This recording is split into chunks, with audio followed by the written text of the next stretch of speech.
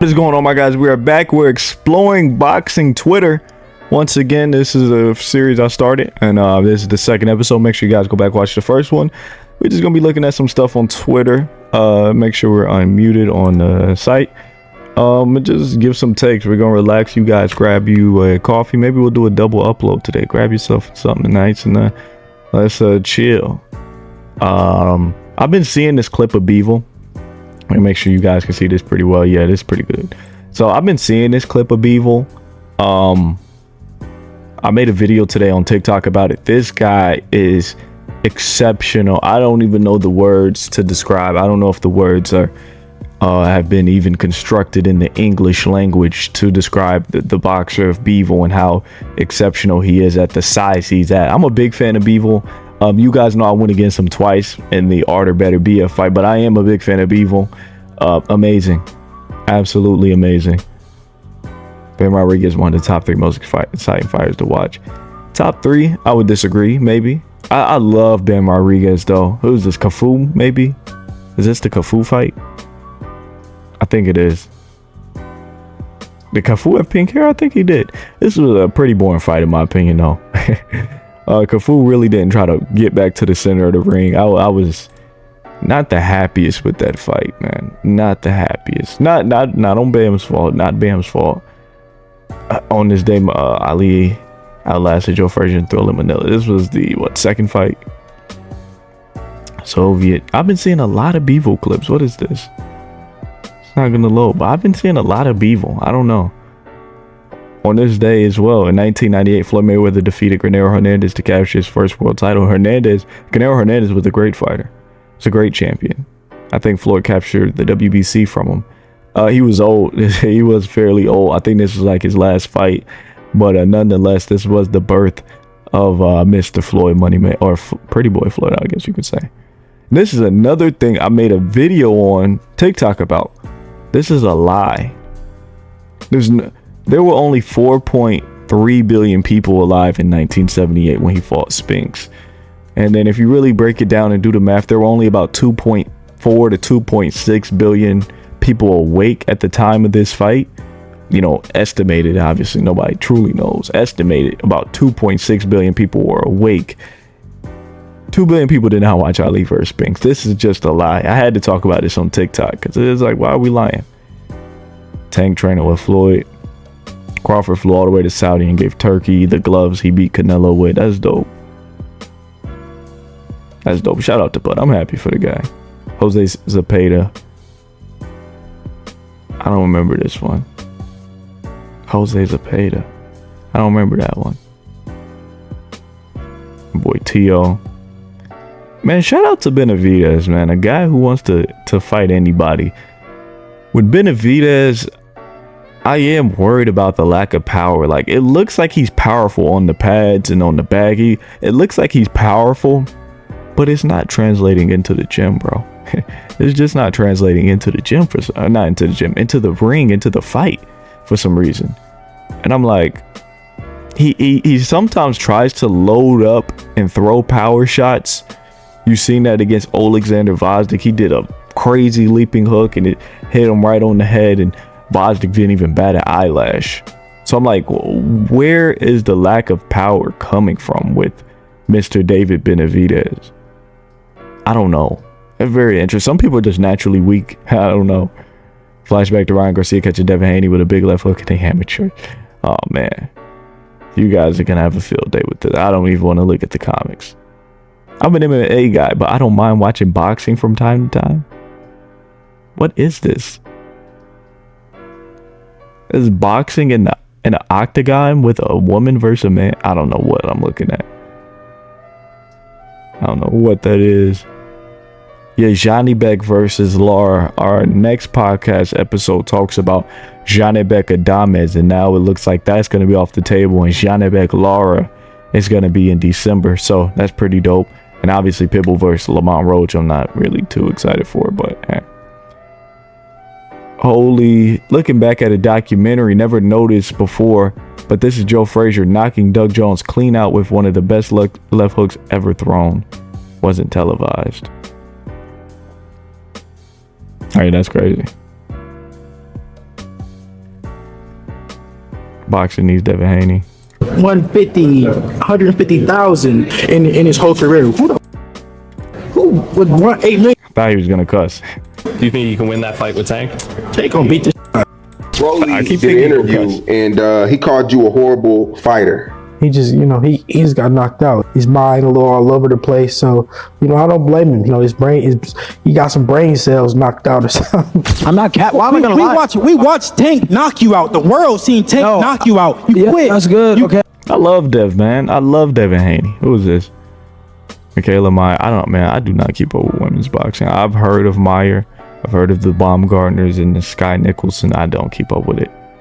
In his prime, Gennady Golovkin had an insane 23 fight knockout streak that had lasted over 8 years, starting in 2008 and ending in March of 2017. This guy, the best middleweight ever, Gennady Golovkin, in my opinion, the scariest fighter ever, probably the best knockout artist ever, Gennady Golovkin. That guy, amazing. Not just a power puncher though. Golovkin could box. I believe he only lost 5 times in over 300 fights in the amateurs, and obviously took the silver medal in Sydney. Was it Sydney? Maybe it was Athens. Can't remember. One of those years he took home the gold. I think it was, I don't know. Miguel Cotto. Shout out to Miguel Cotto, man. Not a big fan of Cotto.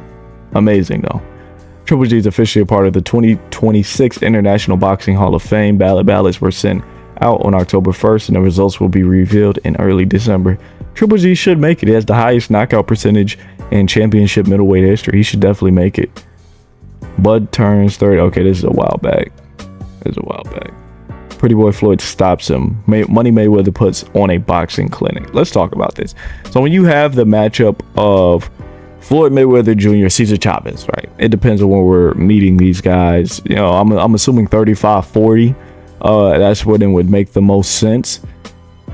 My initial thought process is Floyd's gonna dominate Cesar Chavez. That's my initial thought process, and then I think back to a Jose Luis Castillo, right? Even though we're not talking about 47, I think about a what's my boy's name, Marcos Maidana. And when I see the success Castillo had, that success could be not only replicated but multiplied by an amazing fighter in Cesar Chavez. Relentless pressure, great body attack, amazing chin, great combinations. It's gonna be a really tough fight for Floyd, and that's fine. I think Floyd is the best fighter ever, but best does not mean you beat everyone. Now, I'm not saying Floyd loses, but based off what I've seen from this similar style, this could be a really tough fight for Mr. Floyd Mayweather, because there's nothing wrong with that. Cesar Chavez was a great fighter in his own regard, so nothing wrong with that. Deontay Wilder right hand. Oh man, I bet on the Rams and they lost it for me, man. I bet on the Rams, they lost it.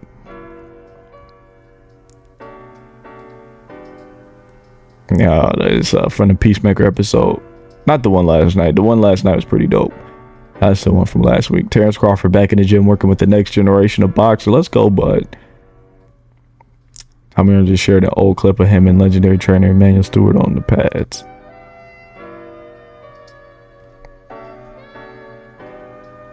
Roy, my friend just sent me a video of Roy Jones' hand speed. Roy Jones, he was on that stuff, man. He was on that stuff, but God, was Roy Jones an insane, amazing athlete. Amazing athlete. Probably the best athlete boxing will ever lay their eyes on. Roy Jones could have played basketball. Roy Jones could have played football. That guy was a demon. Here goes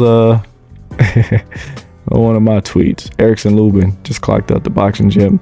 With my legacy on the line, I won't sleep. I gotta make it. It's all or nothing. If boxing's dead, why do these fighters keep coming here to stay relevant? Oh man, look at this. There's just shut the TV.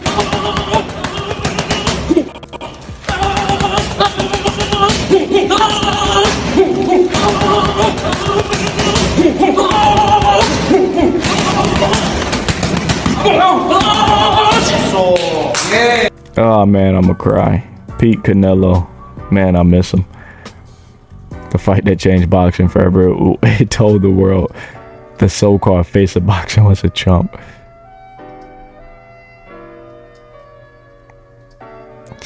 I love the whole Mayweather family, man. Yard is looking to shock Benavidez come November 22nd. Benavidez is looking to line up belts at 175. Which one happens?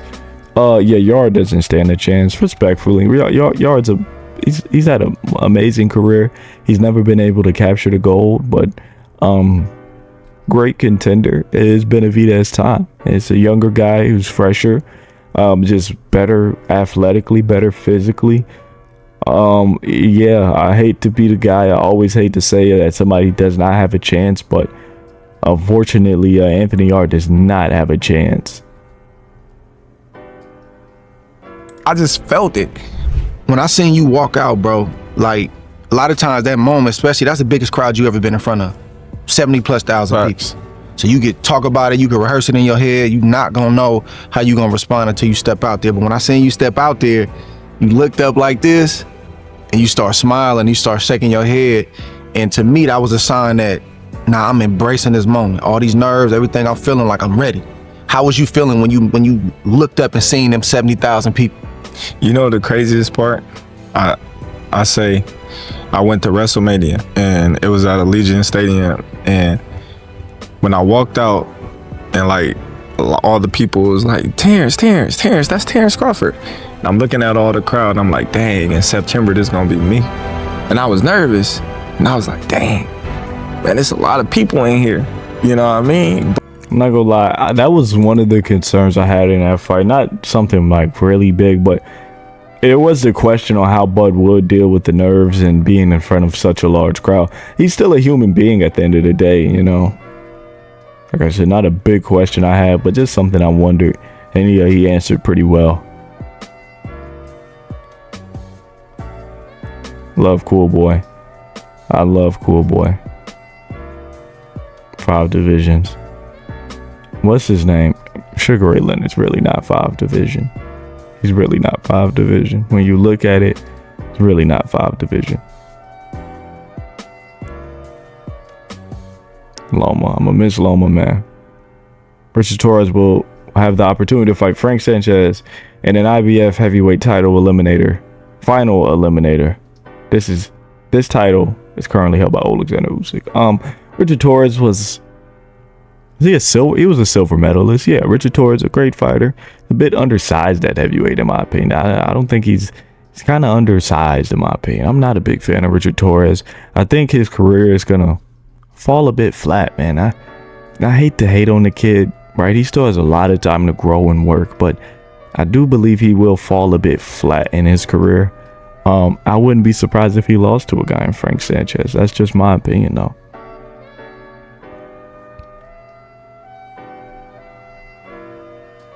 I believe this Brian Norman Jr. versus Devin Haney fight is more of a technical showdown going in than some think it is. The current narrative is that the huge puncher versus outside boxer may be true, but we believe it's boxer versus boxer based on their styles. Norman tries to box a lot despite the current narrative that's going around him. If it's a boxing match, Devin Haney is you can't beat Devin Haney in a boxing match. It's going to take a world-class boxer, somebody who's just one of one. Which unfortunately is not Brian Norman. So I hope Brian Norman doesn't go in there trying to outbox Devin Haney. I really hope so.